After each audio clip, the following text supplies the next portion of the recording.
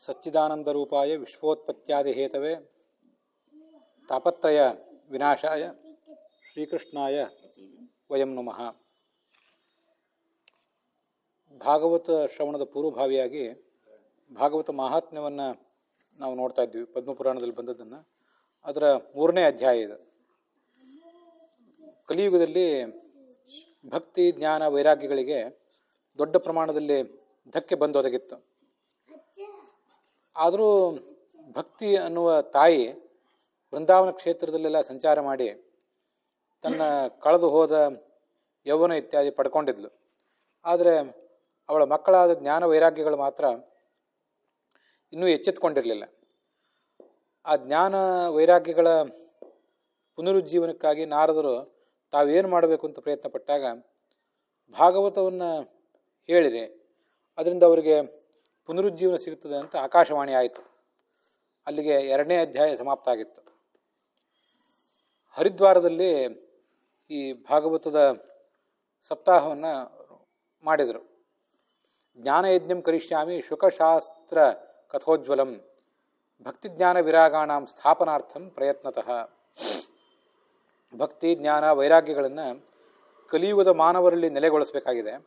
ಅದಕ್ಕಾಗಿ ಶುಕಮುನಿ ಉಪದೇಶಿಸಿದ ಭಾಗವತದ ಶಾಸ್ತ್ರವನ್ನು ಈ ಜಗತ್ತಿನಲ್ಲಿ ನಾನು ಬೆಳಕಿಗೆ ತರ್ತೇನೆ.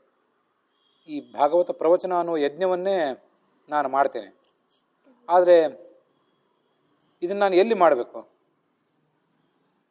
ಎಷ್ಟು ದಿವಸ ಮಾಡಬೇಕು, ಅದರ ಶ್ರವಣ ವಿಧಾನ ಎಲ್ಲ ಹೇಳ್ರಿ ಅಂತ ನಾರದರು ಸನಕಾದಿಗಳನ್ನು ಕೇಳಿದರು.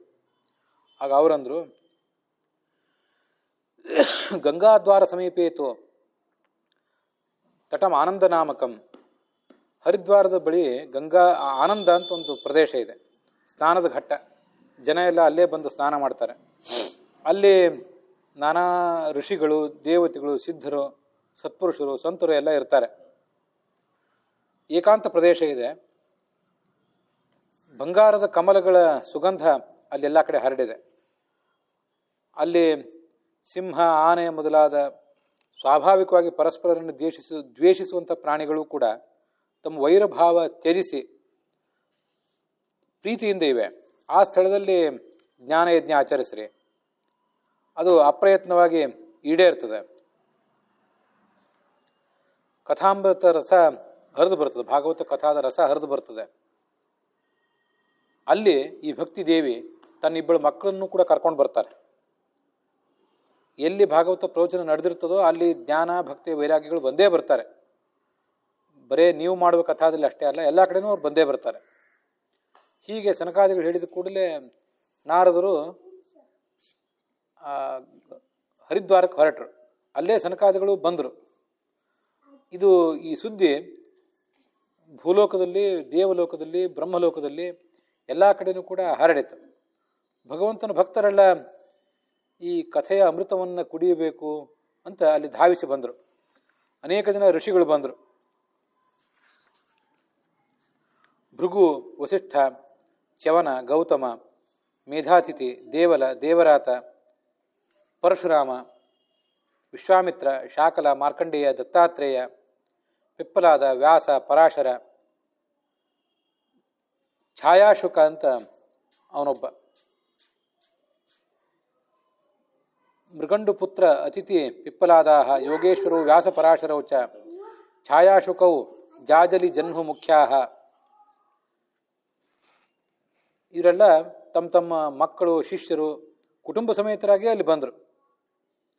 ಅದಲ್ಲದೆ ಬೇರೆ ಬೇರೆ ಉಪನಿಷತ್ತುಗಳು, ಮಂತ್ರ, ತಂತ್ರ, ಇದರ ದೇವತೆಗಳೆಲ್ಲ ಅಲ್ಲಿ ಬಂದು ನೆರೆದರು.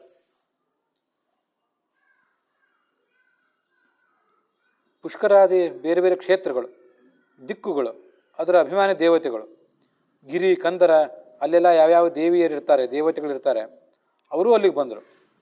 ಅನೇಕ ಜನ ದಾನವರು, ದೈತ್ಯರು ಬಂದರು. ಅಲ್ಲಿ ಬಂದ ದಾನವರೆಲ್ಲ ದುಷ್ಟರಾಗಿರಲಿಲ್ಲ. ಅನೇಕ ಜನ ದಾನವರು ದಾನವ ಕುಲದಲ್ಲಿ ಹುಟ್ಟಿದ್ರು ಕೂಡ ಪ್ರಹ್ಲಾದನಂತೆ ಭಕ್ತರೇ ಆಗಿರ್ತಾರೆ. ಅವರು ಕೂಡ ಅಲ್ಲಿಗೆ ಬಂದರು.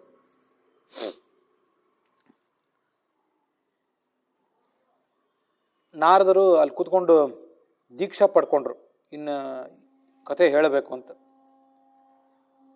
ಅನೇಕ ಜನ ಸನ್ಯಾಸಿಗಳಿದ್ದರು, ಬ್ರಹ್ಮಚಾರಿಗಳಿದ್ದರು, ತೀರ್ಥಕ್ಷೇತ್ರಗಳು, ದೇವತೆಗಳು, ದೇವತಾ ಸ್ತ್ರೀಯರು ಪುರುಷರು ಎಲ್ಲರೂ ಕೂತ್ಕೊಂಡಿದ್ರು. ಎಲ್ಲ ಕಡೆ ನಮಃ ಜಯ ಜಯ ಅನ್ನೋ ಶಬ್ದ ಕೇಳಿ ಬರ್ತಿತ್ತು.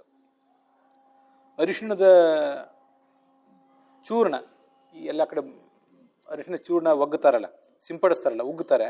ಹಾಗೆ ಅಲ್ಲಿಯೂ ಕೂಡ ಅರಿಶಿಣದ ಚೂರ್ಣದ ಹೂಮಳೆ ಎಲ್ಲ ಕಡೆ ಆಯಿತು. ಚೂರ್ಣ ಲಾಜಾ ಪ್ರಸೂನಾನಾಂ ನಿಕ್ಷೇಪ ಸುಮಹಾನಭೂತ್ ವಿಮಾನಾನಿ ಸಮಾಹೃಷ್ಯ ಕಿಯಂತೋ ದೇವನಾಯಕಾ. ಅನೇಕ ಜನ ದೇವತೆಗಳು ವಿಮಾನಗಳಲ್ಲಿ ಧಾವಿಸಿ ಬಂದರೂ ಆಕಾಶದಿಂದ ಹೂವಿನ ಮಳೆ ಗರೆದರು. ಮುಂದೆ ಸನಕಾದಿಗಳು ಆ ನಾರದರಿಗೆ ಭಾಗವತದ ಮಹಾತ್ಮೆ ಹೇಳಿಕ್ಕೆ ತೊಡಗಿದರು. ಭಾಗವತವನ್ನು ಮುಂದೆ ವಿವರವಾಗಿ ಶ್ರವಣ ಮಾಡುವುದು ಆ ಕಡೆ ಇರಲಿ, ಭಾಗವತದ ಮಹಾತ್ಮವನ್ನಾದರೂ ಶ್ರವಣ ಮಾಡು, ಅದರಿಂದಲೂ ಮುಕ್ತಿ ಸಾಧ್ಯ ಆಗ್ತದೆ, ಅದು ನಿನಗೆ ವರ್ಣಿಸ್ತೇನೆ, ಸದಾ ಇದನ್ನು ಶ್ರವಣ ಮಾಡಬೇಕು. ಆಗ ನಮ್ಮ ಹೃದಯದಲ್ಲಿ ಭಗವಂತ ನೆಲೆಸ್ತಾನೆ. ಒಟ್ಟು ಈ ಭಾಗವತದಲ್ಲಿ 18,000 ಶ್ಲೋಕಗಳಿವೆ, 12 ಸ್ಕಂಧಗಳಿವೆ, 12 ವಿಭಾಗಗಳು. ಅದನ್ನೇ ಸ್ಕಂಧ ಅಥವಾ ಅಧ್ಯಾಯ ಅಂತ ಹೀಗೆಲ್ಲ ಹೇಳ್ತಾರೆ. ಮತ್ತು ಪರೀಕ್ಷಿತ್ ಶುಕಮುನಿಗಳ ಸಂವಾದ ರೂಪ ಇದು. ಪರೀಕ್ಷಿತ್ ಇನ್ನೇನು 7 ದಿವಸದಲ್ಲಿ ಮರಣಿಸುವವನಿದ್ನಲ್ಲ, ಅವನಿಗೆ ಶುಕಾಚಾರ್ಯ ಹೇಳಿದ ಕಥಾ ಇದು. ಒಂದು ಕ್ಷಣ ಆಕಸ್ಮಿಕವಾಗಿ ಭಾಗವತದ ಶ್ಲೋಕ ಕಿವಿಗೆ ಬಿದ್ದರೂ ಮತ್ತೆಂದೂ ಈ ಸಂಸಾರದ ಚಕ್ರದಲ್ಲಿ ಅವನು ಬರೋದೇ ಇಲ್ಲ. ಕಿಂ ಶ್ರುತೈ ಬಹುಭಿಶಾಸ್ತ್ರೈ, ಯಾವುದ್ಯಾವುದೋ ಕೆಲಸಕ್ಕೆ ಬಾರದ ಶಾಸ್ತ್ರಗಳನ್ನು ಕೇಳಿ ಏನು ಉಪಯೋಗ, ಅಥವಾ ವೇದಾದಿ ಶಾಸ್ತ್ರಗಳನ್ನಾದರೂ ಕೇಳಿ ಏನು ಉಪಯೋಗ. ಅನೇಕ ಸರಿ ಅದನ್ನೆಲ್ಲ ಕೇಳಿದಾಗ ನಮ್ಮ ಮನಸ್ಸು ಸ್ವಚ್ಛವಾಗಿಲ್ಲದೆ ಇದ್ದರೆ ಬರೀ ಭ್ರಾಂತಿನೇ ಬಂದು ಹೋಗ್ತದೆ. ಇದೇನು ಹೇಳ್ತಿದೆಯಲ್ಲ, ಇದೇನು ಹೇಳ್ತಾ ಅರ್ಥ ಆಗ್ತಿಲ್ವಲ್ಲ ಅಂತ ಭ್ರಾಂತಿನೇ ಬರ್ತದೆ. ಆದರೆ ಭಾಗವತ ಒಂದು ಹೇಳ್ತದೆ, ಏಕಂ ಭಾಗವತಂ ಶಾಸ್ತ್ರ ಮುಕ್ತಿದಾನೇನ ಗರ್ಜತೆ, ನನ್ನನ್ನು ಬಂದು ಶ್ರವಣ ಮಾಡಿರಿ, ನಾನು ನಿಮಗೆ ಸಂಸಾರದಿಂದ ಮುಕ್ತಿಯನ್ನು ಕೊಡ್ತೀನಿ ಅಂತ ಭಾಗವತ ಘೋಷಣೆ ಮಾಡ್ತಿದೆ ಅಂತ. ತೀರ್ಥಕ್ಷೇತ್ರಗಳಿಗೆ ನಾವು ಬೇರೆ ಬೇರೆ ಕಡೆ ಸಂಚಾರ ಮಾಡ್ತಿರ್ತೇವೆ. ವಾಸ್ತವಿಕವಾಗಿ ತೀರ್ಥಕ್ಷೇತ್ರ ಅಂದರೆ ಯಾವುದು? ತದ್ಗೃಹಂ ತೀರ್ಥರೂಪಂ ಹಿ ವಸತಾಂ ಪಾಪನಾಶನಂ ಕಥಾ ಭಾಗವತಸ್ಯಾಪಿ ನಿತ್ಯಂ ಭವತಿ ಯದ್ಗೃಹೆ. ಭಾಗವತದ ಕಥಾದ ಪ್ರವಚನ ಎಲ್ಲಿ ನಡೆದಿರ್ತದೆ ಆ ಮನೆಯೇ ತೀರ್ಥಕ್ಷೇತ್ರ ಇದ್ದಂತೆ. ಭಾಗವತ ಒಂದೇ ಅಂತಲ್ಲ, ಎಲ್ಲೇ ಭಗವಂತನ ನಾಮ ಸಂಕೀರ್ತನ ನಡೆದಿರ್ತದೆ, ಶಾಸ್ತ್ರಗಳ ಪ್ರವಚನ ನಡೆದಿರ್ತದೆ, ಅದೆಲ್ಲ ತೀರ್ಥಕ್ಷೇತ್ರ ಇದ್ದಂತೆ. ಅಶ್ವಮೇಧ ಸಹಸ್ರಾಣಿ ವಾಜಪೇಯ ಶತಾನಿ ಚ ಶುಕಶಾಸ್ತ್ರ ಕಥಾಯಾಶ್ಚ ಕಲಾಂನಾರ್ಹಂತಿ ಷೋಡಶೀಂ. ಅಶ್ವಮೇಧ ಅಂತ ದೊಡ್ಡ ಯಜ್ಞ, ಸಾಮಾನ್ಯ ಮನುಷ್ಯರು ಮಾಡೋದು ಸಾಧ್ಯನೇ ಇಲ್ಲ. ಗೃಹ ಶಾಂತಿ ಪರಿಹಾರ ಹೋಮ ಇದನ್ನ ನಾವು ಮಾಡ್ಬೋದು. ಅಶ್ವಮೇಧ ಯಜ್ಞ ಅಂತ ರಾಜರು ಮಾಡಬೇಕಾದ ಯಜ್ಞ, ವರ್ಷ 2 ವರ್ಷ ಸಮಯನೇ ಆಗ್ತದೆ ಅದಕ್ಕೆ. ಅಲ್ಲಿ ಮೊದಲೇ ಬಂದಿರುವಂತೆ ಒಂದು ಕುದುರೆಯನ್ನು ಬಿಟ್ಟಿರ್ತಾರೆ. ಯಾಗ ಪ್ರಾರಂಭ ಮಾಡೋದಕ್ಕಿಂತ ಮುಂಚೆ ಒಂದು ಕುದುರೆಯನ್ನು ಎಲ್ಲ ಕಡೆ ಸಂಚಾರ ಮಾಡ್ಲಿಕ್ಕೆ ಬಿಡ್ತಾರೆ. ಕುದುರೆ ಎಲ್ಲ ಕಡೆ ಓಡಾಡಿ ಬರ್ತದೆ. ಆ ಕುದುರೆಯನ್ನು ಯಾರಾದರೂ ಕಟ್ಟಿದರೆ ಈ ಅಶ್ವಮೇಧ ಯಜ್ಞ ಮಾಡುವ ರಾಜ ಅವರನ್ನು ಸೋಲಿಸಿ ಆ ಕುದುರೆಯನ್ನು ಬಿಡಿಸ್ಕೊಂಡು ಬರಬೇಕು. ಇವನಿಗೆ ಅವರೆಲ್ಲ ಕಪ್ಪ ಕೊಡಬೇಕು. ಅಷ್ಟು ಪರಾಕ್ರಮ ಇದ್ದವನು ಮಾತ್ರ ಅದನ್ನು ಮಾಡ್ಲಿಕ್ಕೆ ಸಾಧ್ಯ. ದೊಡ್ಡ ಪ್ರಮಾಣದ ಧನ ಸಂಪತ್ತು, ಅಷ್ಟೇ ಕಾಲ ಎಲ್ಲನೂ ಅದಕ್ಕೆ ಬೇಕಾಗ್ತದೆ. ಅಷ್ಟು ಕಷ್ಟ ಇದೆ ಅಶ್ವಮೇಧ ಯಾಗ ಮಾಡೋದು.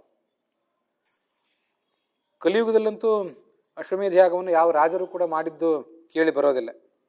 ಯಾರೋ ಗುಪ್ತ ವಂಶದ ಚಂದ್ರಗುಪ್ತ ಮೊದಲಾದ ಏನೋ ಒಂದು ವಂಶ ಇತ್ತಲ್ಲ, ಆ ವಂಶದಲ್ಲಿ ಯಾರೋ ಒಬ್ಬ ಮಾಡಿದ್ದ ಅಂತ ಕೇಳಿ ಬರ್ತದೆ. ಇತ್ತೀಚೆಗೆ ಅಶ್ವಮೇಧ ಯಾಗವನ್ನು ಯಾರು ಮಾಡುವುದೂ ಇಲ್ಲ, ಅದು ಮಾಡುವ ಅಗತ್ಯವೂ ಇಲ್ಲ. ವಾಜಪೇಯಿ ಅಂತ ಮತ್ತೊಂದು ಯಾಗ, ಆ ಯಾಗವನ್ನು ಮಾಡಿದವರನ್ನೇ ವಾಜಪೇಯಿ ಅಂತಾರೆ. ವಾಜಪೇಯಿ ಅಂತ ಅದೊಂದು ಹೆಸರು, ಯಾಗದ ಹೆಸರು. ಆದರೆ ಎಲ್ಲ ಕಷ್ಟಕರವಾದ ಹೆಸರೇ. ಅದಕ್ಕೆಲ್ಲ ಅಶ್ವಮೇಧ ಯಾಗದಷ್ಟು ವಾಜಪೇಯಿ ಯಾಗ ಮಾಡೋದು ಕಷ್ಟ ಅಲ್ಲ, ಆದರೂ ಕಷ್ಟನೇ. ಕೆಲವು ಯಾಗಗಳನ್ನು ಮಾಡಿದವರಿಗೆ ಒಂದು ಗೌರವ ಸೂಚಕವಾಗಿ ತಲೆ ಮೇಲೊಂದು ಬೆಳ್ಕೊಡೆ, ಬಿಳಿ ಬಣ್ಣದ ಛತ್ರ.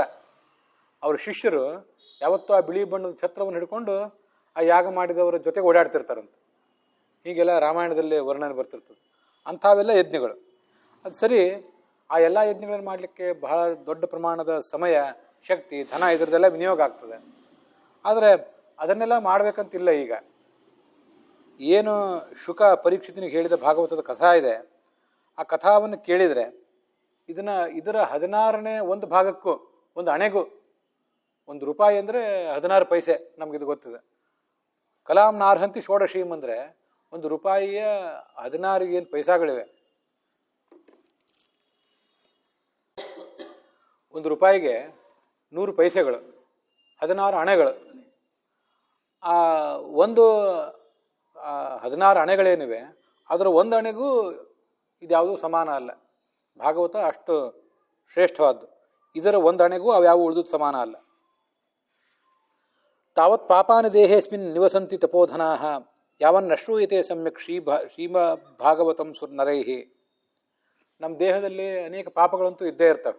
ಅನೇಕ ಪಾಪಗಳನ್ನು ನಾವು ಮಾಡೇ ಇರ್ತೇವೆ, ಮೊದಲಿಂದಲೂ ಇವತ್ತು ಮಾಡ್ತಿರ್ತೇವೆ. ಆದರೂ ಒಂದು ಭಾಗವತದ ಒಂದು ಶ್ಲೋಕ ಕಿವಿಗೆ ಬಿದ್ದ ಕೂಡಲೇ ಅವೆಲ್ಲ ಪಾಪಗಳು ಪರಿಹಾರ ಕಾಣ್ತವೆ. ನಗಂಗಾ ನಗಯಾ ಕಾಶಿ ಪುಷ್ಕರಂನ ಪ್ರಯಾಗಕಂ ಶುಕಶಾಸ್ತ್ರ ಕಥಾಯಾಶ್ಚ ಫಲೇನ ಸಮತಾಂ ವ್ರಜೇತ್. ಗಂಗಾ ನದಿಯಲ್ಲಿ ಸ್ನಾನ ಮಾಡುವುದು. ಗಯಾ ಅಂದರೆ ಬಿಹಾರದಲ್ಲಿದೆ. ಅಲ್ಲಿ ಹೋಗಿ ಭಗವಂತನ ಪಾದ ಇದೆ, ಅಲ್ಲಿ ಪಿಂಡ ಪ್ರದಾನ ಮಾಡಿ ಬರ್ತಿರ್ತಾರೆ. ಕಾಶಿ ಗೊತ್ತಿದೆ, ಪುಷ್ಕರ ಗೊತ್ತಿದೆ, ರಾಜಸ್ಥಾನದಲ್ಲಿದೆ. ಪ್ರಯಾಗ ಅಲಹಾಬಾದ್ ಅದು ಉತ್ತರ ಪ್ರದೇಶದಲ್ಲಿದೆ. ಇವ್ಯಾವ ಕ್ಷೇತ್ರಗಳು ಕೂಡ ಭಾಗವತದ ಶ್ರವಣದಿಂದ ಏನು ಫಲ ಬರ್ತದೆ ಆ ಫಲವನ್ನು ಕೊಡಲಾರವು. ಶ್ಲೋಕಾರ್ಧಂ ಶ್ಲೋಕಪಾದಂ ವಾ ನಿತ್ಯಂ ಭಾಗವತೋದ್ಭವಂ ಪಠಸ್ವ ಸ್ವಮುಖೇನೈವ ಯದೀಚ್ಛಸಿ ಪರಾಂಗತಿಂ. ಒಂದು ಶ್ಲೋಕ ಓದ್ರಿ ಭಾಗವತದ್ದು, ಅಥವಾ ಒಂದು ಅರ್ಧ ಆದರೂ ಓದ್ರಿ. ಅದಾಗದೆ ಹೋದರೆ ಒಂದು ಪಾದ, ಒಂದು ಕಾಲು ಭಾಗ, ಶ್ಲೋಕದ ಒಂದು ಕಾಲು ಭಾಗ ಆದರೂ ಓದ್ರೆ. ಈಗ ಪೂರ್ಣವಾಗಿ ಶ್ಲೋಕವನ್ನು ಬೇರೆಯವರ ಮುಖದಿಂದ ಕೇಳುವುದು ಆ ಕಡೆ ಇರಲಿ, ನಾವು ಓದುವುದು ಹೆಚ್ಚಿನ ಮಹತ್ವದ್ದು. ಆ ಥರದ್ದು ಒಂದು ಪರಿಪಾಠವನ್ನು, ಅಭ್ಯಾಸವನ್ನು ಎಲ್ಲರೂ ಕೂಡ ಬೆಳೆಸ್ಕೋಬೇಕು. ವೇದಾದಿ ಶಾಸ್ತ್ರ, ಓಂಕಾರ, ಮತ್ಯಾವುದೇ ದೊಡ್ಡ ದೊಡ್ಡ ಗಾಯತ್ರಿ ಮೊದಲಾದ ಮಂತ್ರಗಳು, 3 ವೇದ, ಭಾಗವತ, ಭಗವಂತನನ್ನು ವರ್ಣನೆ ಮಾಡುವ ವಾಸುದೇವ ದ್ವಾದಶಾಕ್ಷರ ಮಂತ್ರ, ಸೂರ್ಯನ ಮಂತ್ರಗಳು, ಪ್ರಯಾಗ ಮೊದಲಾದ ತೀರ್ಥಗಳು, ಒಂದು ಸಂವತ್ಸರ ಅಂದರೆ ಒಂದು ವರ್ಷ. ಆ ವರ್ಷದಲ್ಲಿ ನಾವು ಮಾಡುವ ಎಲ್ಲ ಪುಣ್ಯಕ್ರಿಯೆಗಳು, ಜ್ಞಾನಿಗಳು, ಅಗ್ನಿಹೋತ್ರ ಅಂತ. ಅಗ್ನಿಹೋತ್ರ ಅನ್ನೋದು ಒಂದು ಯಜ್ಞನೆ. ಅದನ್ನು ಹಿಂದೆ ಹೇಳಿದ್ದೆ. ವಾಜಪೇಯಿಯ ಅಶ್ವಮೇಧ ಎಲ್ಲ ಯಾವಾಗೋ ಒಂದ್ಸರಿ ಮಾಡೋದು. ಅಷ್ಟು ಅಗ್ನಿಹೋತ್ರ ಅನ್ನೋದು ನಿತ್ಯವಾಗಿ ಮಾಡಬೇಕಾದಂಥ ಒಂದು ಯಜ್ಞ. ಗೋಪೂಜಾ, ದ್ವಾದಶಿ ವ್ರತ, ಏಕಾದಶಿ ಉಪವಾಸ ಮಾಡಿ ದ್ವಾದಶಿ ಪಾರಣ ಮಾಡುವ ವ್ರತ, ತುಳಸಿಯ ಪೂಜಾ, ವಸಂತ ಋತು ಬಹಳ ಪವಿತ್ರವಾದದ್ದು.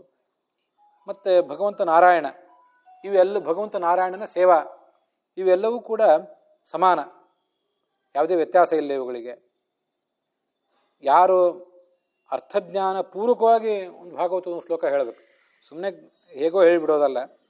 ಒಂದು ಸರಳವಾದ ಶ್ಲೋಕವನ್ನು ಅರ್ಥಜ್ಞಾನ ಪೂರ್ವಕವಾಗಿ ಹೇಳುವುದರಿಂದ ಎಲ್ಲ ಥರದ ಕೋಟಿ ಜನ್ಮಗಳ ಪಾಪವೂ ಕೂಡ ಪರಿಹಾರ ಆಗ್ತದೆ. ಇದರಲ್ಲಿ ಸಂಶಯ ಇಲ್ಲ. ರಾಜಸೂಯ, ಅಶ್ವಮೇಧ ಮೊದಲಾದ ಯಾಗಗಳ ಫಲ ಬೇಕು ಅಂತಿದ್ರೆ ಇದನ್ನು ಪಠನೆ ಮಾಡಿದರೆ ಸಾಕು. ಒಂದು ಶ್ಲೋಕದ ಅರ್ಧ, ಒಂದು ಪಾದ ಆದರೂ ಪಠನೆ ಮಾಡಬೇಕು ಅಂತ ಬಂತು. ಅದಕ್ಕೆ ಈಗ ಮುಂದೆ ಪ್ರಸಂಗ ಬಂದಾಗ ಮತ್ತೆ ಹೇಳ್ತೇನೆ. ಆದರೂ ಭಾಗವತದಲ್ಲಿ ನಾವು ಪಠನ ಮಾಡಬೇಕಾದಂಥ ಒಂದು ಪಾದ ಆದರೂ ಯಾವುದದು? ಸರ್ವಸ್ಮ ಆತ್ಮನೇ ನಮಃ ಅಂತ ಇದನ್ನೆಲ್ಲರೂ ನೆನಪಿಟ್ಕೊಳ್ಬೇಕು. ಒಟ್ಟು 8 ಅಕ್ಷರಗಳು ಇವೆ ಅಷ್ಟೆ. ಸರ್ವಸ್ಮ ಆತ್ಮನೇ ನಮಃ 8 ಅಕ್ಷರಗಳಿವೆ. ಮುಂದೆ 3ನೇ ಸ್ಕಂದದಲ್ಲೋ 4ನೇ ಸ್ಕಂದದಲ್ಲೋ ಎಲ್ಲೋ ಬರ್ತದೆ. ಅದು ಇಲ್ಲಿ ಹೇಳಲಿಲ್ಲ. ಯಾವುದಾದ್ರು ಒಂದು ಪಾದ, ಒಂದು ಅರ್ಧ ಪಠನೆ ಮಾಡಿರಿ ಅಂತಂದರು. ನಾನು ಅದನ್ನು ಆಕಸ್ಮಿಕವಾಗಿ ನೆನಪು ಮಾಡಿಕೊಂಡೆ ಅಷ್ಟೆ. ಮತ್ತು ಅದನ್ನೇ ಯಾಕೆ ನೆನಪು ಮಾಡ್ಕೊತಿದ್ದೀನಿ ಅಂದರೆ, ಸರ್ವಸ್ಮ ಆತ್ಮನೇ ನಮಃ ಅಂದರೆ ಎಲ್ಲ ಕಡೆಯೂ ಅಂತರ್ಯಾಮಿಯಾಗಿರುವ ಆತ್ಮ ಅಂದರೆ ಭಗವಂತ, ಅವನಿಗೆ ನಮಸ್ಕಾರ ಅಂತ ಅರ್ಥ. ಎಲ್ಲ ಕಡೆ ಅಂದರೆ ಹಿಂದಿನ ಭಗವದ್ಗೀತಾದಲ್ಲಿ, ಭಾಗವತದಲ್ಲಿ, ಸಾರೋದ್ಧಾರದಲ್ಲೆಲ್ಲ ಅದನ್ನು ಕೇಳೇ ಇದ್ದೇವೆ. ಎಲ್ಲ ಜಡಗಳಲ್ಲಿ, ಚೇತನಗಳಲ್ಲಿ, ಪ್ರಾಣಿಗಳಲ್ಲಿ, ಪಕ್ಷಿಗಳಲ್ಲಿ, ಕ್ರಿಮಿ ಕೀಟಗಳಲ್ಲಿ, ಮನುಷ್ಯರಲ್ಲಿಯೂ ಎಲ್ಲ ಜಾತಿ, ಜನವರ್ಗ, ಅಂತಸ್ತು, ಪಂಡಿತ, ಪಾಮರ, ಶ್ರೀಮಂತ, ಬಡವ ಅನ್ನುವ ಭೇದವಿಲ್ಲದೆ ಎಲ್ಲ ಕಡೆಯೂ, ಸರ್ವಸ್ಮ ಅಂದರೆ ಎಲ್ಲ ಕಡೆಯೂ ಇರುವಂತಹ, ಸರ್ವಸ್ಮೈ ಅಂತ ಅದ್ರ ಪದಚ್ಛೇದ, ಅದು ಬೇಡ. ಮೂಲ ಶ್ಲೋಕ ಹೇಗಿದೆ? ಸರ್ವಸ್ಮ ಆತ್ಮನೇ ನಮಃ, 8 ಅಕ್ಷರದ್ದು ಸರಳವಾಗಿ ಹೇಳಬೇಕಾದದ್ದು. ಹೀಗೆ ಎಲ್ಲ ಕಡೆಯೂ ಅಂತರ್ಯಾಮಿಯಾಗಿರುವ ಭಗವಂತನಿಗೆ ನಮಸ್ಕಾರ ಅಂತ ಇದೊಂದನ್ನಾದರೂ ಹೇಳುವ ರೂಢಿ ಮಾಡ್ಕೊಳ್ಬೇಕು. ಅದರಿಂದ ದೊಡ್ಡ ದೊಡ್ಡ ಯಾಗಗಳ ಫಲ ಇದೆ. ಭಾಗವತವನ್ನು ಇವು ಕೆಲವು ಅಭ್ಯಾಸಗಳು. ಅವೇನು ಮಾಡಬೇಕು? ಭಾಗವತವನ್ನು ಹೇಳುವುದು, ಕೇಳುವುದು, ಭಗವಂತನನ್ನು ಧ್ಯಾನಿಸುವುದು, ತುಳಸಿಯನ್ನು ಬೆಳೆಸುವುದು. ತುಳಸಿಯನ್ನು ಬೆಳೆಸುವುದು ಬರೇ ಪೂಜಾಕ್ಕಷ್ಟೇ ಉಪಯುಕ್ತ ಅಲ್ಲ. ಆ ತುಳಸಿ ವನದಲ್ಲಿ, ಆ ಪರಿಸರದಲ್ಲಿ ಓಡಾಡಿದರೆ ಅದರಿಂದ ಏನೊಂದು ಗಾಳಿ ಬೀಸ್ತದಲ್ಲ, ಆ ಗಾಳಿಯೇ ಅಷ್ಟು ಪವಿತ್ರ. ಅದು ಎಲ್ಲರಿಗೂ ಗೊತ್ತಿದ್ದೇ ಇದೆ. ತುಳಸೀಚ ವಸಂತಶ್ಚ ಪುರುಷೋತ್ತಮ ಏವಚ. ಇವೆಲ್ಲವೂ ಕೂಡ ಹಾಗೆ ಗೋವುಗಳನ್ನು ಸಾಕುವುದು, ಇವೆಲ್ಲ ಫಲದಲ್ಲಿ ಸಮಾನ. ತುಳಸಿ ವೃಕ್ಷಗಳನ್ನು ಬೆಳೆಸುವುದು, ಗೋವುಗಳನ್ನು ಸಾಕುವುದು, ಭಗವಂತನ ಧ್ಯಾನ, ಇವೆಲ್ಲ ಫಲದ ದೃಷ್ಟಿಯಿಂದ ಸಮಾನ ಅಂತಾರೆ. ಅಂಥ ಅಭ್ಯಾಸಗಳನ್ನು ಆರೋಗ್ಯಕ್ಕೆ ತುಂಬ, ಮಾನಸಿಕ ಆರೋಗ್ಯಕ್ಕೆ, ದೇಹದ ಆರೋಗ್ಯಕ್ಕೆ ತುಂಬ ಹಿತಕರವಾದಂಥ ಒಂದು ಅಭ್ಯಾಸ ಅದು. ಅದನ್ನು ಬೆಳೆಸ್ಕೋಬೇಕು. ತುಳಸಿ ಪೋಷಣಂ ಚೈವ ಧೇನೂನಾಂ ಸೇವನಂ ಸಮಂ ಉಕ್ತಂ ಭಾಗವತಂ ನಿತ್ಯಂ ಕೃತಂ ಚ ಹರಿಚಿಂತನಂ. ಈ ಕೆಲವು ಕಡೆ ಗ್ರಂಥಗಳನ್ನೇ ದಾನ ಮಾಡ್ತಿರ್ತಾರೆ. ಅದು ಒಂದು ಪರಿಪಾಠಿ ಈಗಲೂ ಅಲ್ಲಲ್ಲಿದೆ. ಗ್ರಂಥಗಳನ್ನು ದಾನ ಮಾಡಬೇಕು ಅಂತ. ಕೆಲವರು ಅದನ್ನು ಕೈಯಿಂದ ಬರೆದು ಇನ್ನೊಬ್ಬರಿಗೆ ದಾನ ಮಾಡ್ತಿರ್ತಾರೆ. ಕೆಲವು ಸರಿ ಖರೀದಿ ಮಾಡ್ಕೊಂಡು ಬಂದು ದಾನ ಮಾಡ್ತಿರ್ತಾರೆ. ಅಲ್ಲಿ ಒಂದು ಈ ಥರ ಹೇಳ್ತಾರೆ, ಹೇಮಸಿಂಹ ಯುತಂ ಚೈತತ ವೈಷ್ಣವಾಯ ದದಾತಿ ಚ ಕೃಷ್ಣೇನ ಸಹ ಸಾಯುಜ್ಯಂ ಪುಮಾಲ್ ಲಭತೆ ಸಪುಮಾಲ್ ಲಭತೆ ಧ್ರುವಂ ಅಂತ. ಈ ಪುಸ್ತಕ ಇಡ್ಲಿಕ್ಕೆ ಒಂದು ಪೀಠ ಇರ್ತದಲ್ಲ, ಆ ಪೀಠ ಸಮೇತವಾಗಿ ದಾನ ಮಾಡಿದರೆ ಹೆಚ್ಚು ಪುಣ್ಯ ಅಂತ ವರ್ಣನೆ ಮಾಡ್ತಾರೆ. ಅಲ್ಲಿ ಸ್ವರ್ಣ ಬಂಗಾರದ ಸಿಂಹಾಸನ ಸಹಿತವಾಗಿ ಭಾಗವತ ಗ್ರಂಥವನ್ನು ದಾನ ಮಾಡಿದರೆ ಅದು ಭಗವಂತನ ಸಾನ್ನಿಧ್ಯಕ್ಕೆ ಕಾರಣ ಆಗ್ತದೆ ಅಂತ ಅರ್ಥ. ಸ್ವರ್ಣ ಸಿಂಹಾಸನ ಅಂದರೆ ಏನು? ರಾಜರು ಕೂತ್ಕೊಳ್ಳುವಂಥ ಸಿಂಹಾಸನ ಇರ್ತದಲ್ಲ, ಆ ಥರ ಸಿಂಹಾಸನ ಅಂತ ಅರ್ಥ ಅಲ್ಲ. ಪುಸ್ತಕ ಇಡ್ಲಿಕ್ಕೆ ಒಂದು ಪೀಠ, ಒಂದೇನು ಪುಸ್ತಕ ಇಟ್ಟು ಪೂಜಾ ಮಾಡಲಿಕ್ಕಾಗಿ ಒಂದು ಸಣ್ಣ ಪೀಠ, ದೇವರ ಪೀಠ ಅಥವಾ ಏನೋ ಒಂದು ಅಂಥದ್ದನ್ನು ದಾನ ಮಾಡಬೇಕು. ಅದು ಸ್ವರ್ಣ ಸಿಂಹಾಸನ ಸಮೇತವಾಗಿ, ಅದು ಅರ್ಥ. ಅದಕ್ಕೆ ಆಜನ್ಮ ಮಾತ್ರಮಪಿ ಏನ ಶಠೇನ ನ ಕಿಂಚಿತ್ ಚಿತ್ತಂ ವಿಧಾಯ ಸುಖಶಾಸ್ತ್ರ ಕಥಾನಪೀತ. ಹುಟ್ಟಿದ ಆರಭ್ಯ ಸ್ವಲ್ಪನೂ ಏನೂ ಮನಸ್ಸು ಇಟ್ಟು ಭಾಗವತದ ಕಥಾ ಶ್ರವಣ ಮಾಡದೆ ಹೋದರೆ ಆ ಜನ್ಮ ಅದು ವ್ಯರ್ಥ ಜನ್ಮ. ಅದು ಕತ್ತೆಯ ಜನ್ಮದಂತೆ ವ್ಯರ್ಥವಾದ ಜನ್ಮ. ಯಾವನೋ ನೀಚ ವ್ಯಕ್ತಿಯ ಜನ್ಮದಂತೆ ವ್ಯರ್ಥವಾದ ಜನ್ಮ ಅದು. ಮಿಥ್ಯಾ ಸ್ವಜನ್ಮ ಜನಿ ದುಃಖ ಭಾಜಾ. ಈಗ ಹುಟ್ಟಿದ್ರು, ಇದು ಹುಟ್ಟಿದ್ದು ವ್ಯರ್ಥ, ಮುಂದೆ ಮತ್ತೆ ಹುಟ್ಟುತ್ತಾರೆ, ಇದರಿಂದ ಏನು ಉಪಯೋಗ? ಇವ್ರು ಹುಟ್ಟಿದ್ರಿಂದ ಏನು ಉಪಯೋಗ? ಯಾರಿಗೂ ಉಪಯೋಗ ಇಲ್ಲ. ಕೊನೆಗೆ ಇವನನ್ನು ಹೆತ್ತ ತಾಯಿಗೂ ಕೂಡ ಅದರಿಂದ ಉಪಯೋಗ ಇಲ್ಲ, ಅವಳಿಗೂ ದುಃಖವೇ. ಯಾಕೆಂದರೆ ಅಂಥ ಮಗನನ್ನು ಹೆತ್ತ ಮೇಲೆ ಅವನಲ್ಲಿ ಏನೂ ಸದ್ಗುಣಗಳಿಲ್ಲದೆ ಹೋದರೆ ಅವಳಿಗೂ ಕಿರಿಕಿರಿ ಆಗ್ತದೆ, ಅದರಿಂದ ಅವಳಿಗೆ ದುಃಖ ಆಗ್ತದೆ. ಅಷ್ಟೇ ಅಲ್ಲ, ಪ್ರಸವ ದುಃಖ ಹೆರುವುದೇನು ಕಷ್ಟದ ಸುಲಭದ ಕೆಲಸ ಅಲ್ಲಲ್ಲ, ಹೊತ್ತು ಹೆರಬೇಕಲ್ಲ. ಹೀಗೆ ತಾಯಿಗೆ ದುಃಖ ಕೊಡ್ತಾನಷ್ಟೇ ಹೊರತು ಅಂಥವನಿಂದ ಏನೂ ಉಪಯೋಗ ಇಲ್ಲ. ಜೀವಚ್ಛವೋ ನಿಗದಿತ ಸ ಪಾಪಕರ್ಮ. ಭಗವಂತನ ಕಥಾ ಕೇಳದೆ ಆ ಮಾನವ ಬದುಕಿದ್ರೆ ಅವನು ಹೆಣ ಇದ್ದಂತೆ ಅಷ್ಟೇ, ಪೂರಾ ಹೆಣನೇ ಅವನು. ಪಾಪಾತ್ಮ, ಅವನು ಪಶು ಸಮಾನ, ಭೂಮಿಗೆ ಭಾರ, ಅವನಿಗೆ ಧಿಕ್ಕಾರ ಇರಲಿ ಅಂತ ವರ್ಣನೆ ಮಾಡ್ತಾರೆ. ಆದ್ದರಿಂದ ಅದನ್ನು ಶ್ರವಣ ಮಾಡಬೇಕು. ಎಷ್ಟು ದಿವಸ ಮಾಡಬೇಕು ಈ ಭಾಗವತದ ಪ್ರವಚನ ಅಂದರೆ, ನೋಡಿ, ಈಗೆಲ್ಲ 7 ದಿವಸ ಮಾಡ್ತಿರ್ತಾರೆ, 15 ದಿವಸ ಮಾಡ್ತಿರ್ತಾರೆ ಅಂತ ನಾನು ಹೇಳಿದ್ದೆ. ವಾಸ್ತವಿಕವಾಗಿ ದಿನಾನಾಂ ನಿಯಮೋ ನಾಸ್ತಿ, ಇಷ್ಟೇ ದಿವಸ ಮಾಡಬೇಕು ಅಂತ ಏನಿಲ್ಲ. ಆದರೂ 7 ದಿವಸ ಯಾಕೆ ಮಾಡ್ತಾರೆ? ಯಾವಾಗಲೂ ಮಾಡಬೇಕು ಅಂದರೆ 7 ದಿವಸ ಯಾಕೆ ಮಾಡ್ತಾರೆ ಅಂದರೆ, ಯಾವತ್ತು ಸತ್ಯ ಬ್ರಹ್ಮಚರ್ಯ ಇದರ ಒಡಗೂಡಿ ಭಾಗವತ ಶ್ರವಣ ಮಾಡಬೇಕು. ನಮಗೊಂದೆಲ್ಲ ಪ್ರಶ್ನೆ ಬರ್ತದೆ, ಸತ್ಯ ಬ್ರಹ್ಮಚರ್ಯ ಒಡಗೂಡಿ ನಾವು ಭಾಗವತ ಶ್ರವಣ ಮಾಡೋದಂದ್ರೆ ಹಾಗೆ ಯಾರೋ ಬ್ರಹ್ಮಚಾರಿಗಳು ಸನ್ಯಾಸಿಗಳು ಮಾತ್ರ ಮಾಡ್ಬೇಕನ್ನು? ಗೃಹಸ್ಥರಾದವರು ನಾವೇನು ಬ್ರಹ್ಮಚರ್ಯ ಮಾಡಿರ್ತೇವೆ? ಮತ್ತು ಬ್ರಹ್ಮಚರ್ಯದ ಪೂರ್ವಕವಾಗಿ ಇದನ್ನು ಶ್ರವಣ ಮಾಡುವುದಂದ್ರೆ ಏನಾಗಾದ್ರೆ ಹೇಗೆ? ಅದಕ್ಕೆ ಹೇಳ್ತಾರೆ, ಬೇರೆ ಕಡೆ ಬಂದದ್ದನ್ನು ಇಲ್ಲಿ ಜೋಡಿಸ್ಕೊಂಡು ಹೇಳ್ತಿದ್ದಾನೆ. ಪ್ರಾಜಾಪತ್ಯ ಬ್ರಹ್ಮಚರ್ಯ ಏಕ ಭಾರ್ಯಾತ್ವ ಗಾಮಿತ. ನಾವು ಬ್ರಹ್ಮಚಾರಿಗಳಾಗಿ ಇರಬಹುದಂತ ಗೃಹಸ್ಥರು ಕೂಡ. ನಮ್ಮದು ಒಂಥರದ ಬ್ರಹ್ಮಚರ್ಯವೇ. ನಮ್ಮ ಬ್ರಹ್ಮಚರ್ಯಕ್ಕೆ ಪ್ರಾಜಾಪತ್ಯ ಬ್ರಹ್ಮಚರ್ಯ ಅಂತ ಕರೀತಾರೆ. ಬ್ರಹ್ಮಚರ್ಯದಲ್ಲಿ ನಾನಾ ಥರದ ವಿಭಾಗಗಳು. ಇನ್ನೂ ಮದುವೆನೇ ಆಗಿಲ್ಲದೆ ಹೋದರೆ ಅದೊಂದು ಥರದ ಬ್ರಹ್ಮಚರ್ಯ, ಅವಿವಾಹಿತ. ಮದುವೆ ಆಗಿ ಹೆಂಡತಿ ಮಕ್ಕಳನ್ನೆಲ್ಲ ಬಿಟ್ಟು ಸನ್ಯಾಸಿಯಾಗಿ ಹೋಗಿದ್ರೆ ಅದೊಂದು ಥರದ ಬ್ರಹ್ಮಚರ್ಯ. ನಮ್ಮದು ನಿಮ್ಮದು ಎಲ್ಲ ಏನಿದೆ ಇದು ಪ್ರಾಜಾಪತ್ಯ ಬ್ರಹ್ಮಚರ್ಯ. ಏನು ಪ್ರಾಜಾಪತ್ಯ ಬ್ರಹ್ಮಚರ್ಯ ಅಂದ್ರೆ ಏನು ಅಂದರೆ, ಪ್ರಜಾ ಅಂದರೆ ಸಂತಾನ, ಪ್ರಜಾಪತಿ ಅಂದರೆ ಚತುರ್ಮುಖ ಬ್ರಹ್ಮ, ಅವನಿಂದ ಈ ಸೃಷ್ಟಿಯಾಗಿದ್ದು ನಮಗೆಲ್ಲ ಗೊತ್ತಿದೆ. ಚತುರ್ಮುಖ ಬ್ರಹ್ಮ ಮೊದಲಾದ ಪ್ರಜಾಪತಿಗಳೇನಿದ್ದಾರೆ ಅವರಿಗೆ ಸಂಬಂಧಪಟ್ಟ ಒಂದು ಬ್ರಹ್ಮಚರ್ಯ ಇದು. ಮತ್ತು ಹಂಗಾರೆ ಇದರಲ್ಲಿ ನಾವು ಯಾವ ಥರ ಇರಬೇಕು? ಇಂಥ ಬ್ರಹ್ಮಚರ್ಯವನ್ನು ಆಚರಿಸುವುದು ಹೇಗೆ ಅಂದರೆ ಬಹಳ ಸುಲಭ. ಏಕಭಾರ್ಯಾರ್ಥ ಗಾಮಿತ. ಕಟ್ಟಿಕೊಂಡ ಹೆಂಡತಿಯಲ್ಲೇ, ಕಟ್ಟಿಕೊಂಡ ಗಂಡನಲ್ಲೇ ಸುಖ ಕಾಣಬೇಕು. ಬೇರೆ ಕಡೆ ಗಮನ ಹರಿಸುವಂತಿಲ್ಲ. ಸ್ತ್ರೀ ಪರಪುರುಷನ ಕಡೆ ಗಮನ ಹರಿಸಬಾರ್ದು, ಪುರುಷ ಪರಸ್ತ್ರೀ ಕಡೆ ಗಮನ ಹರಿಸಬಾರ್ದು. ಮದುವೆಗಿಂತ ಮುಂಚೆ ವಿವಾಹ ಪೂರ್ವದಲ್ಲಿ ಆಗಲಿ ವಿವಾಹ ಬಾಹ್ಯವಾಗಲಿ ಅನೈತಿಕ ಸಂಬಂಧಗಳು ಕೂಡದು. ಮತ್ತು ಋತುಗಾಮಿತ, ಇದು ಅಲ್ಲಿ ಬಂದಿರೋ ಲಕ್ಷಣ. ಋತುಗಾಮಿತ ಅಂದರೆ, ಋತು ಅಂದರೆ ಸ್ತ್ರೀಯರ ಫಲವತ್ತತೆಯ ಕಾಲ. ಯಾವ ಕಾಲದಲ್ಲಿ ಗಂಡ ಹೆಂಡತಿ ಇಬ್ಬರು ಕೂಡಿದರೆ ಸಂತಾನೋತ್ಪತ್ತಿ ಆಗ್ತದೆ ಅದನ್ನು ಋತುಕಾಲ ಅಂತ ಕರೀತಾರೆ. ಆವಾಗ ಅವರಿಬ್ಬರು ಕೂಡಿದರೆ ಸಂತಾನೋತ್ಪತ್ತಿ ಆಗ್ತದೆ. ಎಲ್ಲ ಸಂದರ್ಭದಲ್ಲೂ ಕೂಡಿದ್ರೂ ಏನು ಮಕ್ಕಳಾಗೋದಿಲ್ಲ, ನಮಗಿದು ಗೊತ್ತಿದೆ. ಅದನ್ನು ಋತುಕಾಲ ಅಂತ ಕರೀತಾರೆ. ಮದುವೆ ಆಗೋದು ಯಾವುದಕ್ಕಾಗಿ? ನಾವೆಲ್ಲ ಯೌವನವನ್ನು ದಾಟೇ ಬಂದಿದ್ದೀವಿ. ಮದುವೆ ಆಗೋದಕ್ಕಿಂತ ಮುಂಚೆ ನಮಗೆ ಹರೇ ಇದ್ದಾಗ ಸುಖ ಪಡಬೇಕು ಅನ್ನೋ ಹಂಬಲ ನಮಗೂ ಎಲ್ಲರಿಗೂ ಇತ್ತು, ಈಗೂ ಇದ್ದಿರ್ಬೋದು. ಆದರೆ ಯಾಕಾಗಿ ಗೃಹಸ್ಥಾಶ್ರಮ ಯಾಕಾಗಿ ಅಂದರೆ ಸುಖ ಪಡಲಿಕ್ಕಾಗಿ ಅಲ್ಲ, ಸಂತಾನೋತ್ಪತ್ತಿಗಾಗಿ. ಪ್ರಜಾಯೈ ಗೃಹ ಮೇಧಿನ, ಸಂತಾನ ಮುಂದುವರಿಸ್ಬೇಕು. ಜಗತ್ತಿನಲ್ಲಿ ಅದು ತುಂಡರಿಸುವಂತಿಲ್ಲ. ನಮ್ಮದೊಂದು ಪೀಳಿಗೆ, ಅದನ್ನು ಮುಂದಿನೊಂದು ಪೀಳಿಗೆ, ಮತ್ತೊಂದು ಪೀಳಿಗೆಗೆ ಮುಂದುವರಿಬೇಕದು. ಇದಕ್ಕಾಗಿ ಬ್ರಹ್ಮಚರ್ಯ, ಇದಕ್ಕಾಗಿಯೇ ಮದುವೆ. ಮತ್ತು ಅದು ಯಾವಾಗ ಸಾಧ್ಯ ಆಗ್ತದೆ ಸಂತಾನೋತ್ಪತ್ತಿ? ಋತುಕಾಲದಲ್ಲಿ ಸಾಧ್ಯ ಆಗ್ತದೆ. ಕಟ್ಟಿಕೊಂಡ ಗಂಡ ಕಟ್ಟಿಕೊಂಡ ಹೆಂಡತಿಯೊಂದಿಗೆ ಋತುಕಾಲದಲ್ಲಿ ಸಂತಾನೋತ್ಪತ್ತಿಗಾಗಿ ಸಂಗಮಿಸುವುದೇನಿದೆ ಇದೇ ಪ್ರಾಜಾಪತ್ಯ ಬ್ರಹ್ಮಚರ್ಯ. ಒಂದು ವೇಳೆ ಋತುಕಾಲದಲ್ಲೇ ಗಮನ ಮಾಡ್ಲಿಕ್ಕೆ ಆಗದೆ ಹೋದ್ರೂ ಅಷ್ಟೆಲ್ಲ ಮನೋನಿಗ್ರಹ ಎಲ್ಲ ಇರಬೇಕಲ್ಲ ನಮಗೆ.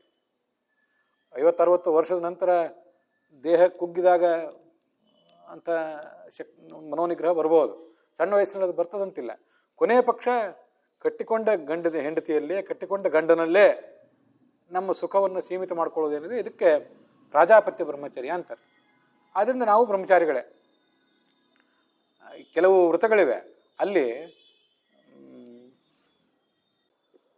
6-7 ದಿವಸಗಳ ವ್ರತ ಮಾಡುವಾಗ ಅಥವಾ 15 ದಿವಸಗಳ ವ್ರತ ಮಾಡುವಾಗ ಪೂರ್ಣ ಬ್ರಹ್ಮಚರ್ಯವನ್ನೇ ಪಾಲನೆ ಮಾಡಬೇಕು. ಅಕ್ಷರಶಃ ಬ್ರಹ್ಮಚರ್ಯ ಪಾಲನೆ ಮಾಡಬೇಕು. ಹೆಂಡತಿಯಿಂದ ದೂರ ಇರಬೇಕು, ಕಂಬಳಿ ಮೇಲೆ ಮಲಗಬೇಕು. ಇಂಥವೆಲ್ಲ ನಿಯಮಗಳನ್ನು ಆ ಕೆಲವು ವ್ರತಗಳಿಗೆ ಹೇಳ್ತಿರ್ತಾರೆ.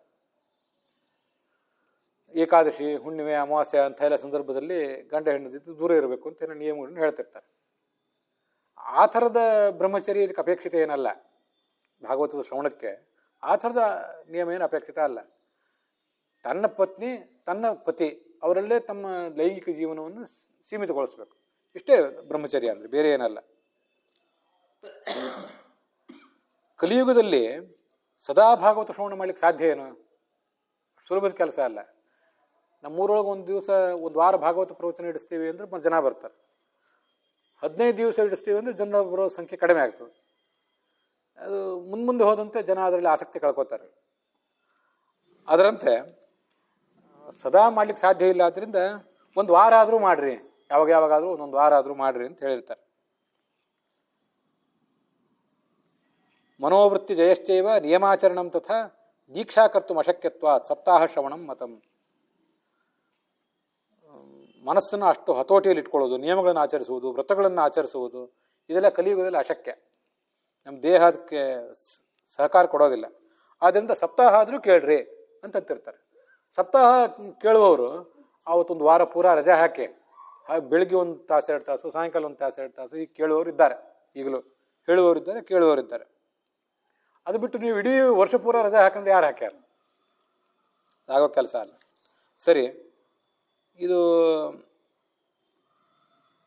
ಮಾಘ ಮಾಸ, ಮಾಘ ಮಾಸನೂ ಬಹಳ ಪವಿತ್ರವಾದ ಮಾಸ, ನಮಗೆ ಗೊತ್ತಿದೆ. ಮಾರ್ಗಶೀರ್ಷ, ಪುಷ್ಯ, ಮಾಘ, ಫಾಲ್ಗುಣ ಪವಿತ್ರವಾದ ಮಾಸ ಅದು. ಆ ಮಾಘ ಮಾಸದಲ್ಲಿ ಪ್ರತಿನಿತ್ಯ ಭಾಗವತವನ್ನು ನಾವು ಕೇಳಿದರೆ, ಶ್ರದ್ಧಾತ ಶ್ರವಣೇ ನಿತ್ಯಂ ಮಾಘೇ ತಾವದ್ಧಿ ಯತ್ಫಲಂ ತತ್ಫಲಂ ಶುಕದೇವೇನ ಸಪ್ತಾಹ ಶ್ರವಣೇ ಕೃತಂ. ಮಾಘ ಮಾಸದಲ್ಲಿ ಪ್ರತಿನಿತ್ಯ ಭಾಗವತ ಶ್ರವಣ ಮಾಡಿದರೆ ಎಷ್ಟು ಫಲನೋ ಅಷ್ಟು ಫಲ ಒಂದು ಸಪ್ತಾಹ ಮಾಡಿದರೂ ಸಾಕು. ಕೊನೆ ಪಕ್ಷ ಅಷ್ಟನ್ನಾದರೂ ಮಾಡಬೇಕು. ಮನಸಶ್ಚ ಆಶು ಅಜಯಾತ್ ರೋಗಾತ್ ಪುಂಸಾಂ ಚೈವ ಆಯುಷಃ ಕ್ಷಯಾತ್. ಎಷ್ಟು ಥರದ ಕಷ್ಟ ಈ ಕಲಿಯುಗದಲ್ಲಿ. ನಮಗೆ ಮನೋನಿಗ್ರಹ ಇಲ್ಲ, ನಾನಾ ಥರದ ರೋಗಗಳು ಬೇರೆ. ಹಿಂದಿನ ಆಯುರ್ವೇದ ಮೊದಲಾದ ಗ್ರಂಥಗಳಲ್ಲಿ ಏನು ರೋಗಗಳನ್ನ ಹೇಳಿದ್ರು ಅದಕ್ಕಿಂತ ಹೊಸ ಹೊಸ ರೋಗಗಳೇ ಈಗ. ಆ ಹೊಸ ಹೊಸ ರೋಗಗಳಿಗೆ ಹೊಸ ಹೊಸ ಹೆಸರೇ ಇಡಬೇಕಾದ ಪರಿಸ್ಥಿತಿ ಬಂದಿದೆ. ಅದರಲ್ಲಿ ಮತ್ತು ಪ್ರಭೇದಗಳು ಬೇರೆ ರೋಗದಲ್ಲಿ. ಆಯುಷ್ಯ ಬೇರೆ ಕಡಿಮೆ, ಕಲಿದೋಷಗಳು ಬಹಳ. ಆದ್ದರಿಂದ ಸಪ್ತಾಹ ಶ್ರವಣ ಮಾಡಿರಿ ಅಂತ ವಿಧಾನ ಮಾಡಿದ್ದಾರೆ. ಬಹಳ ಕಷ್ಟಪಟ್ಟು ತಪಸ್ಸು, ಯೋಗಾಭ್ಯಾಸ, ಅದರಿಂದೇನು ಫಲ ಸಿಗಬಹುದು ಆ ಎಲ್ಲ ಫಲನೂ ಸಿಗ್ತದೆ. ಅದಕ್ಕಿಂತ ಹೆಚ್ಚಿನ ಫಲವೇ ಸಪ್ತಾಹ ಶ್ರವಣ ಮಾಡಿದಾಗ ಸಿಗ್ತದೆ. ಯಜ್ಞಾತ್ ಗರ್ಜತೆ ಸಪ್ತಾಹ, ಸಪ್ತಾಹೋ ಗರ್ಜತಿ ವ್ರತಾತ್, ತಪಸ್ಸೋ ಗರ್ಜತಿ ಪ್ರೋಚ್ಚೈ. ಭಾಗವತ ಸಪ್ತಾಹ ವಿಧಾನ, ಸಪ್ತಾಹ ಶ್ರವಣ ಏನಿದೆ, ಯಜ್ಞಕ್ಕಿಂತ ತಾನು ಶ್ರೇಷ್ಠ ಅಂತ ಅದು ಹೇಳ್ತದೆ ಅಂತ. ಯಾವುದೇ ವ್ರತಗಳಿಗಿಂತ, ತಪಸ್ಸಿಗಿಂತ, ತೀರ್ಥಯಾತ್ರೆಗಿಂತ, ಯೋಗಕ್ಕಿಂತ, ಧ್ಯಾನಕ್ಕಿಂತ ನಾನು ಮಿಗಿಲು. ಇದನ್ನು ಮಾಡಿ ಬನ್ರಿ, ಇದನ್ನು ಆಚರಿಸ್ರಿ ಅಂತ ಅದು ಹೇಳ್ತದೆ.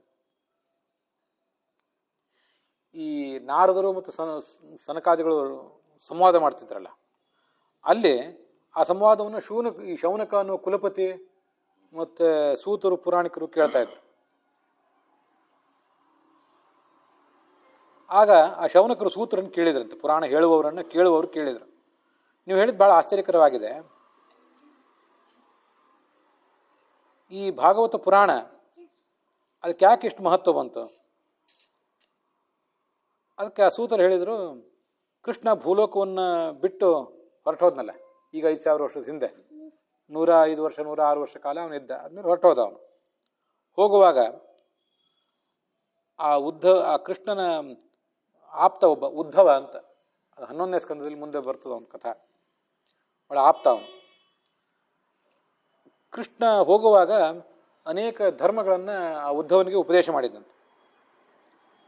ಮುಂದೆ ಉದ್ಧವ ಕೇಳಿದಂತೆ, ಸರಿ ನೀನಿವತ್ತು ಭಕ್ತರ ರಕ್ಷಣೆ ಮತ್ತು ದುಷ್ಟರ ಶಿಕ್ಷಣ ಅನ್ನೋ ಕಾರ್ಯವನ್ನು ಮುಗಿಸಿ ಪರಂಧಾಮಕ್ಕೆ ಹೊರಟೋಗ್ತಾ ಇದ್ದಿ.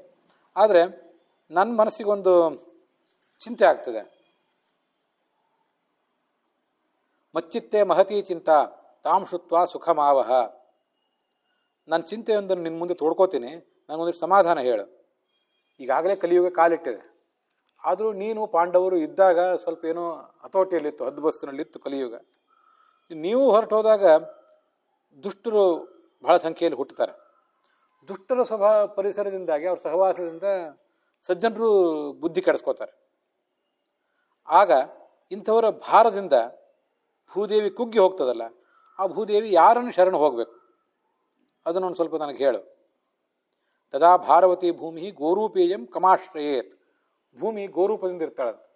ಅವಳು ಭಗವಂತನ ಪ್ರಾರ್ಥನೆ ಮಾಡಿದಾಗ ಕೃಷ್ಣ ರೂಪದಿಂದ ಹುಟ್ಟಿ ಬಂತ ಅಂತೆಲ್ಲ ಕಥಾ ಇದೆ. ಸರಿ, ಈಗ ಕೃಷ್ಣನೇ ಹೋದ್ಮೇಲೆ ಅವಳು ಯಾರನ್ನು ಆಶ್ರಯಿಸಬೇಕು? ಅನ್ಯೋನ ದೃಶ್ಯತೆ ತಾತ ತ್ವತ್ತಃ ಕಮಲಲೋಚನ. ನೀನೇ ಇದ್ರೆ ನೀನನ್ನು ಶರಣ ಹೋಗ್ತಿದ್ಲು, ನೀನು ಇಲ್ಲಲ್ಲ. ಈಗ ನೀನು ಹೊರಟೋದ್ಮೇಲೆ ಅವಳು ಎಲ್ಲಿ ಹೋಗಬೇಕು? ಆದ್ದರಿಂದ ನೀನು ಸಜ್ಜನರ ಮೇಲೆ ಕರುಣೆ ತೋರು, ಹೋಗಬೇಡ ಈ ಲೋಕದಿಂದ. ಈಗ ನಮಗೆಲ್ರಿಗೂ ಕಣ್ಣಿಗೆ ಕಾಣಿಸ್ತಾ ಹೇಗೆ ನಮ್ಮ ಜೊತೆಗೆ ಇದೆಯೋ ಹಾಗೆ ನೀನು ಇನ್ನೂ ಇರು. ನೀನು ಇಲ್ಲದೆ ಹೋದರೆ ಈ ಜಗತ್ತಿನ ಗತಿ ಏನು? ಕಣ್ಣಿಗೆ ಕಾಣಿಸ್ತಾ ಇದ್ದಿ, ನೀನನ್ನು ನಿತ್ಯ ಗೌರವಿಸ್ತಾ ಇದ್ದೆವು, ನಮಸ್ಕಾರ ಮಾಡ್ತಿದ್ದೆವು. ಕಣ್ಣಿಗೆ ಕಾಣದೆ ಹೋದರೆ ನಿನ್ನನ್ನು ಪೂಜೆ ಮಾಡೋದು ಹೇಗೆ? ಅದೊಂದು ದೊಡ್ಡ ಸಮಸ್ಯೆ ನಮಗೆ. ನಿರ್ಗುಣೋಪಾಸನೆ ಕಷ್ಟಂ ಅತಃ ಕಿಂಚಿತ್ ವಿಚಾರಯ. ಎಲ್ಲೋ ಭಗವಂತ ಇದ್ದಾನೆ, ಅಪ್ರಾಕೃತ ಶರೀರ, ನಮ್ಮಂತೆ ರಕ್ತ ಮಾಂಸ ಇದ್ದದ್ದು ಶರೀರ ಅಲ್ಲ, ಅಪ್ರಾಕೃತವಾದ ಕಲ್ಯಾಣಮಯ ಶರೀರ ಅಂತೆಲ್ಲ ಹೇಳಿದರೆ ಕಣ್ಣಿಗೆ ಕಾಣಿಸಿದ್ದನ್ನೇ ಉಪಾಸನೆ ಮಾಡೋದು ಕಷ್ಟ. ಕಣ್ಣಿಗೆ ಕಾಣಿಸದೇ ಇದ್ದು ನಾವೇನು ಉಪಾಸನೆ ಮಾಡಿಯವು ಅಂತ ಉದ್ಧವ ಹೇಳಿದಾಗ, ಆಗ ಕೃಷ್ಣ ಸ್ವಲ್ಪ ಹೀಗೆ ಆಲೋಚನೆ ಮಾಡಿದಂತೆ. ಪ್ರಭಾಸ ಅಂತ ಕ್ಷೇತ್ರ ಅದು. ಈ ದ್ವಾರಕಾ ಏನಿದೆ, ದ್ವಾರಕಾ ಆ ಪರಿಸರದಲ್ಲಿ, ಗುಜರಾತಿನ ಪರಿಸರದಲ್ಲೇ ಅಲ್ಲೇ ಸಮೀಪ ಇರುವಂಥ ಒಂದು ಪ್ರದೇಶ. ಭಕ್ತರ ಅನುಕೂಲ ದೃಷ್ಟಿಯಿಂದ ತಾನು ಏನು ಮಾಡಬೇಕು ಅಂತ ಆಲೋಚನೆ ಮಾಡಿ ತನ್ನದೊಂದು ತೇಜೋಮಯ ರೂಪವನ್ನು ಈ ಭಾಗವತದಲ್ಲಿ ಇಟ್ಟ. ಸ್ವಕೀಯಂ ಯದ್ ಭವೇತ್ ತೇಜ ತಚ್ಚ ಭಾಗವತೆ ಅದಧಾತ್ ತಿರೋಧಾಯ ಪ್ರವಿಷ್ಟೋಯಂ ಶ್ರೀಮದ್ ಭಾಗವತ ಆರ್ಣವಂ. ಅದಾದಮೇಲೆ ಭಾಗವತದಲ್ಲಿ ತಂದೊಂದು ರೂಪ ಇಟ್ಟ. ಅದಾದಮೇಲೆ ಜಗತ್ತಿಗೆ ಕಾಣದಂತೆ ಅವನು ಹೊರಟೋಗಿಬಿಟ್ಟ. ಭಾಗವತ ಅನ್ನೋದು ಸಮುದ್ರ, ಅಲ್ಲಿ ಅವನಿದ್ದಾನೆ. ಆದ್ದರಿಂದಲೇ ಭಾಗವತಕ್ಕೆ ಅಷ್ಟು ಮಹತ್ವ ಇದೆ.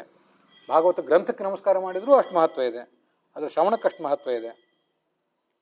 ಭಾಗವತವನ್ನೇ ಪಲ್ಲಕ್ಕಿಯಲ್ಲಿಟ್ಟು ಪಲ್ಲಕ್ಕಿ ಉತ್ಸವ ಮಾಡ್ತಿರ್ತಾರೆ.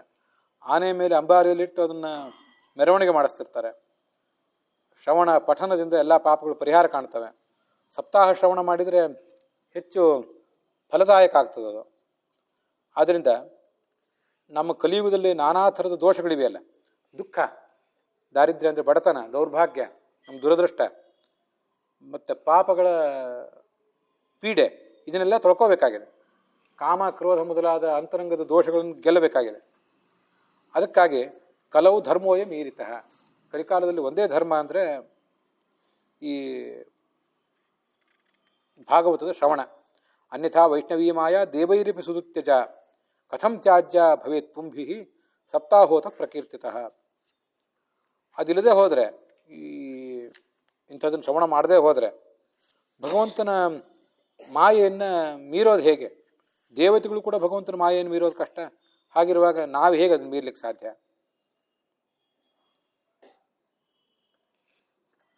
ಹೀಗೆ ಅವರು ಆ ಸನಕಾದಿಗಳು ಆ ನಾರದ ಮುನಿಗೆ ಹೇಳಿದರು. ಮುಂದೇನಾಯಿತು? ಏವಂ ನಗಾಹ ಶ್ರವಣೋರು ಧರ್ಮೇ ಪ್ರಕಾಶ್ಯಮಾನೆ ಋಷಿಭಿಃ ಸಭಾಯಾಂ ಆಶ್ಚರ್ಯಮೇಕಂ ಸಮಭೂತ್ ತದಾನೀಂ ತದುಚ್ಯತೆ ಶಂಶೃಣು ಶೌನಕತ್ವಂ.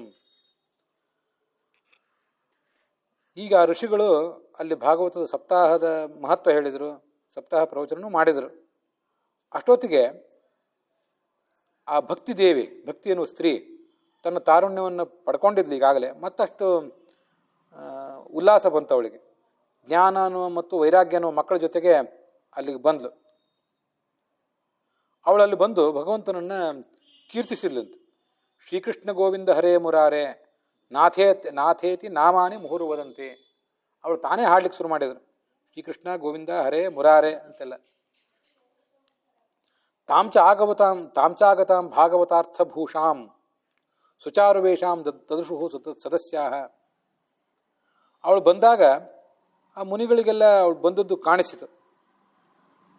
ಭಕ್ತಿ ಈಗ ಪ್ರಕಟಳಾಗಿದ್ದಾಳೆ. ಭಾಗವತ ಪ್ರವಚನ ಪ್ರಾರಂಭ ಕಂಡಿದೆ, ಭಕ್ತಿ ಪ್ರಕಟಳಾಗಿದ್ದಾಳೆ. ಆಗ ದೇವಿ ಸನತ್ಕುಮಾರ ಋಷಿಗೆ ನಮಸ್ಕಾರ ಮಾಡಿ ಹೀಗೆ ಹೇಳಿದ್ಲಂತೆ, ಭಾಗವತ ಪ್ರವಚನ ನಡೆಸಿದಿರಿ, ಅದರಿಂದ ನನಗೆ ಪುಷ್ಟಿ ಬಂದಿದೆ. ಇಲ್ಲಿವರೆಗೆ ಕಲಿಯುಗದ ಉಪಟಳದಿಂದ ನಾನು ಹೆಚ್ಚು ಕಡಿಮೆ ಸತ್ತೇ ಹೋಗಿದ್ದೆ, ಹಾಳಾಗಿ ಹೋಗಿದ್ದೆ. ಈಗ ನಾನು ಎಲ್ಲಿ ಇರಬೇಕು? ಮುಂದೆ ನನಗೊಂದು ನೆಲೆ ಕಲ್ಪಿಸಿಕೊಡ್ರಿ ನೀವು ಅಂತ ಕೇಳಿದ್ಲಂತೆ. ಆಗ ಅವರಂದರು, ನೀನು ಭಕ್ತರಿಗೆ ಭಗವಂತನ ಸಾನ್ನಿಧ್ಯವನ್ನು, ಮೋಕ್ಷವನ್ನು ಕೊಡುವಂಥವಳು, ಪ್ರೇಮ ಸ್ವರೂಪಳು, ಸಂಸಾರವನ್ನು, ರೋಗವನ್ನು ಪರಿಹಾರ ಮಾಡುವಂಥವಳು. ಆದ್ದರಿಂದ ಎಲ್ಲಿರ್ಬೇಕು ನೀನು ಅಂದರೆ ಅವತ್ತು ಭಕ್ತರ ಮನಸ್ಸಿನಲ್ಲಿ ಇರೋ, ಅದೇ ನಿನಗೆ ಉತ್ತಮವಾದ ನೆಲೆ. ಅದಕ್ಕಿಂತ ದೊಡ್ಡ ನೆಲೆ ಏನೂ ಬೇಕಾಗಿಲ್ಲ. ಆದರೆ ಕಲಿಯ ದುಷ್ಟ ಉಪಟಳ ಅದು ಎಲ್ಲಿ ಎಷ್ಟು ಬೇಕಾದರೂ ಹರಡಲಿ, ಕಲಿಯುಗ ಎಷ್ಟೇ ಮುಂದುವರಿಯಲಿ, ನೀನು ಭಕ್ತರ ಮನಸ್ಸಿನಲ್ಲಿದ್ದರೆ ನಿನಗೆ ಎಂದೂ ಏನೂ ಆಗೋದಿಲ್ಲ. ನಿನ್ನನ್ನು ಯಾರೂ ಮುಟ್ಲಿಕ್ಕೂ ಸಮರ್ಥರಾಗೋದಿಲ್ಲ. ಬೇರೆ ಕಡೆಯಲ್ಲಿ ಆದರೂ ಇದ್ದರೆ ಅದನ್ನು ಹಾಳು ಮಾಡ್ಬೋದು. ಭಕ್ತರ ಮನಸ್ಸಿನಲ್ಲಿ ಭಕ್ತಿ ಇದ್ದು ಬಿಟ್ಟರೆ ಅದನ್ನು ಯಾರೂ ಏನೂ ಮುಟ್ಲಿಕ್ಕೂ ಸಾಧ್ಯ ಇಲ್ಲ. ದ್ರಷ್ಟುಂ ನಶಕ್ತಾಹ ಪ್ರಭವೋ ಹಿ ಲೋಕೆ ಏವಂ ತದಾಜ್ಞಾವಸರೇಪಿ ಭಕ್ತಿ ತದಾ ನಿಷಣ್ಣ ಹರಿದಾಸ ಚಿತ್ತೆ. ಆ ಸನತ್ಕುಮಾರರು ಸೂಚನೆ ಮಾಡಿದಂತೆ ಆ ದೇವಿ ಆ ಭಗವಂತನ ಭಕ್ತರ ಮನಸ್ಸಿನಲ್ಲಿ ನೆಲೆಸಿಲ್ಲ. ಅವರು ಅಂಥವ್ರು ಯಾರ ಮನಸ್ಸಿನಲ್ಲಿ ಭಕ್ತಿ ಇರ್ತದಲ್ಲ, ಅವರು ಹಣದ ದೃಷ್ಟಿಯಿಂದ ಬಡವರು ಇರಬಹುದು.